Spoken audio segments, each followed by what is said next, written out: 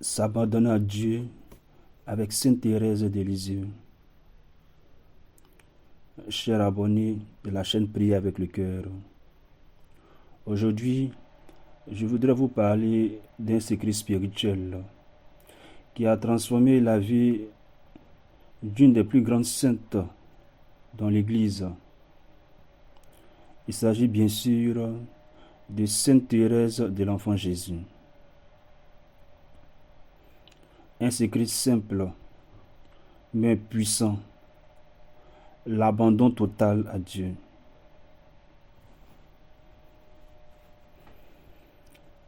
Avant de commencer notre enseignement d'aujourd'hui, je tiens à vous rappeler que j'ai écrit à ce propos mon livre « Se laisser conduire par le Saint-Esprit ».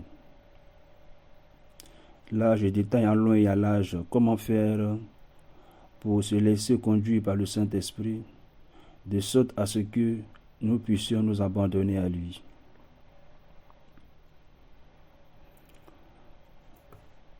La nuit où tout a changé pour Thérèse. Thérèse avait 14 ans, c'était la nuit de Noël 1886. Une grâce profonde descend sur elle. Une force intérieure, douce et ferme à la fois. Elle l'expliquera plus tard. En cette nuit, Jésus fit disparaître mes faiblesses. Je me sentis transformé. Ce n'était pas une émotion passagère, mais c'était le début de son abandon. Le moment où elle décide de ne plus vivre par la sensibilité, mais par la foi. En deuxième point, le sommet de sa vie. L'acte d'offrande à l'amour miséricordieux. Quelques années plus tard, en 1895, Thérèse écrit ce acte magnifique où elle se donne entièrement à Dieu et dit en ces termes: « Je m'offre en holocauste à votre amour miséricordieux. » Il s'agit là de l'abandon total. Elle laisse Dieu prendre toute la place. Chers abonnés de la chaîne Prier avec le cœur, cet abandon n'est pas une perte, mais bien plutôt une libération. C'est entrer dans la paix vraie, la paix du cœur. Et l'on pourrait se demander, qu'est-ce que l'abandon selon Thérèse? Beaucoup pensent que s'abandonner, c'est renoncer à sa volonté. Par contre, Thérèse nous dit toute autre chose. Pour elle, s'abandonner, c'est aimer. C'est faire confiance en un. En deux, c'est laisser Dieu agir. C'est se reconnaître petit devant la grandeur de son amour. En dernière position, c'est offrir les petites choses du quotidien. Elle dira, c'est la confiance, et rien que la confiance qui nous conduit à l'amour. Voilà la petite voix de Thérèse de Lisieux. Alors, comment toi aussi tu peux vivre cet abandon? Cher abonné, il faut comprendre que si Thérèse a pu passer de cette nuit en 1886 où elle a reçu cette grâce pour parvenir en 1895 à cet abandon total, il y a eu d'abord un déclic. Et ce déclic-là, c'est ce que toi aussi, tu dois opérer en toi. Depuis notre saint baptême, nous avons reçu en nous le Saint-Esprit. Dans la lettre aux Romains chapitre 8, verset 9, l'Esprit de Dieu habite en nous. C'est lui, par lui et avec lui, que nous parviendrons à nous abandonner à Dieu. Et comment est-ce que cela devient possible? Si c'est avec le Saint-Esprit que nous parvenons à nous abandonner entre les mains du Père, pour que le Père œuvre en nous selon son bon vouloir, la question est de savoir comment faire pour y arriver. Chers abonnés, c'est aussi simple que ça. Nous disons que l'Esprit de Dieu est en nous. Or, tant que l'Esprit est en nous et qu'il sommeille, il ne pourra nous conduire, à plus forte raison, nous permettre à ce que nous puissions nous abandonner entre les mains du Père. C'est en cela que Paul, à 2 reprises dans ses lettres à son fils Timothée, écrivait ainsi. En 1 Timothée chapitre 14, verset 14, en 1 Timothée chapitre 4 plutôt, verset 14 à 15, Paul écrivait: ne néglige pas le don de la grâce qui est en toi, qui t'a été donné par une imposition des mains par le collège des anciens. Voilà ce que tu dois prendre à cœur. Voilà en quoi il te faut persévérer. Cher abonné, dans ce passage, Paul est clair. Il rappelle à Timothée qu'il a reçu le don de la grâce, le don particulier, le don du Saint-Esprit. Et en aucun cas, il ne doit négliger cette présence de Dieu en lui. Et par la suite, il doit mettre tout son cœur. Et c'est ainsi que ses progrès seront manifestes. Donc, cher abonné, toi aussi qui veux permettre à ce que le Saint-Esprit puisse opérer cette manifestation en toi, il te faut toi aussi ne pas négliger sa présence en toi, de sorte à ce que, une fois avoir éveillé sa présence en toi, tu puisses le laisser agir conformément à son action. Et en deuxième point, dans sa lettre toujours à Timothée, en 2 Timothée chapitre 1 verset 6, il écrira: c'est pourquoi je te rappelle d'avoir à raviver le don de Dieu qui est en toi. Nous pouvons comprendre que si Paul revient à 2 reprises sur ces paroles pour Timothée, cela nécessite l'urgence que le Saint-Esprit soit éveillé en lui. Il en est de même aussi pour nous aujourd'hui. Si nous voulons que le Saint-Esprit puisse nous conduire et permettre à ce que nous abandonnions entre les mains du Père, il va falloir que nous ne négligeons pas sa présence en nous, mais plutôt nous la ravivons. Et je tiens à rappeler que, en début de notre enseignement, je vous ai dit que j'ai écrit mon livre « Se laisser conduire par le Saint-Esprit ». Le lien dans la description de cette vidéo, vous pourrez vous en procurer.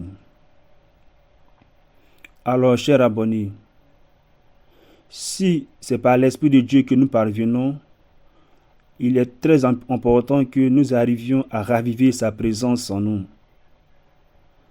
pour que il puisse désormais nous conduire et désormais marcher sous son impulsion.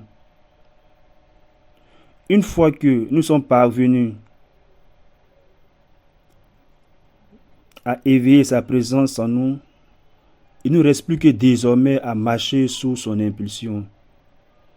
Et c'est là que s'opère cet abandon. Alors, la question de savoir comment faire pour éveiller en nous le Saint-Esprit. Chers abonnés, là encore, la réponse est simple.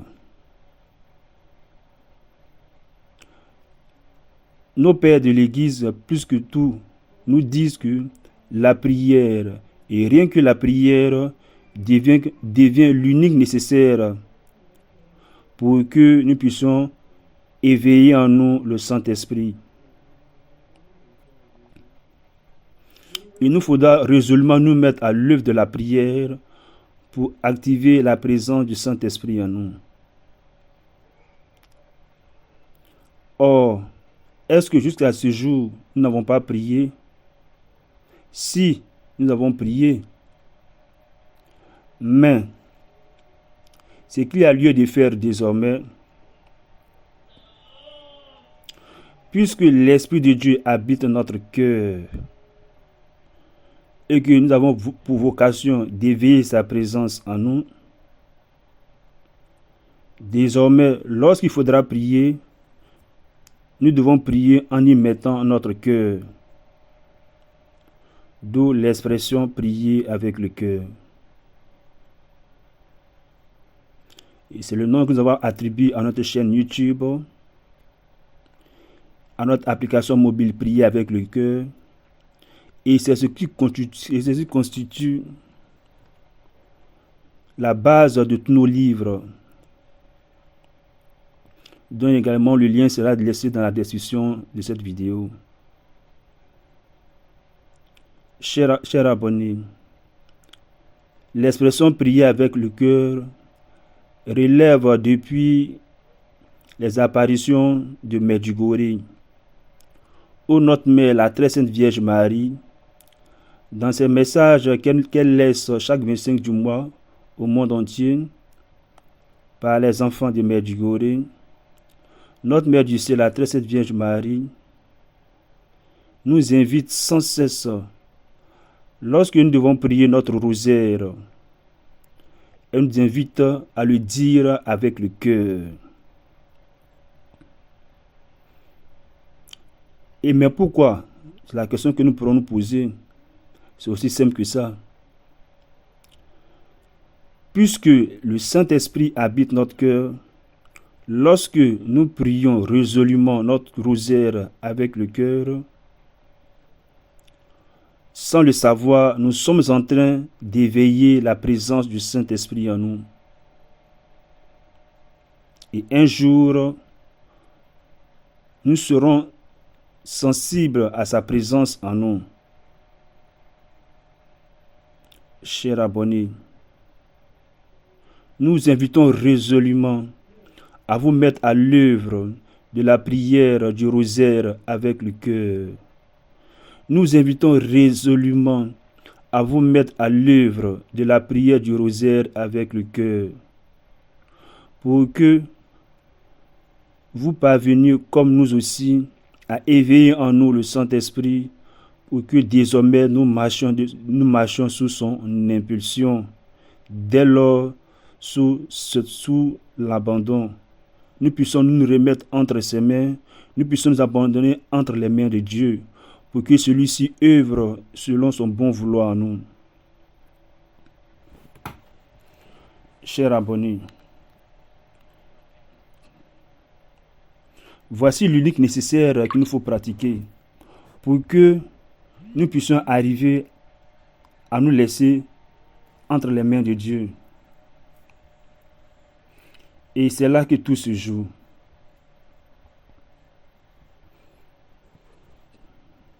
Lorsque nous prions le rosaire avec le cœur, nous parviendrons à éveiller en nous le Saint-Esprit.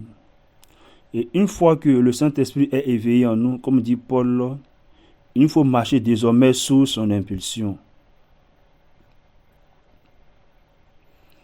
Voilà l'unique nécessaire à accomplir. Voilà si encore nous devons persévérer, sur en quoi nous devons mettre tout notre cœur, toute notre énergie et toute notre force. Chers abonnés, pour aller plus loin dans ce cheminement, je tiens à vous laisser mon livre se laisser conduire par le Saint-Esprit. Et si notre enseignement de ce jour vous a touché,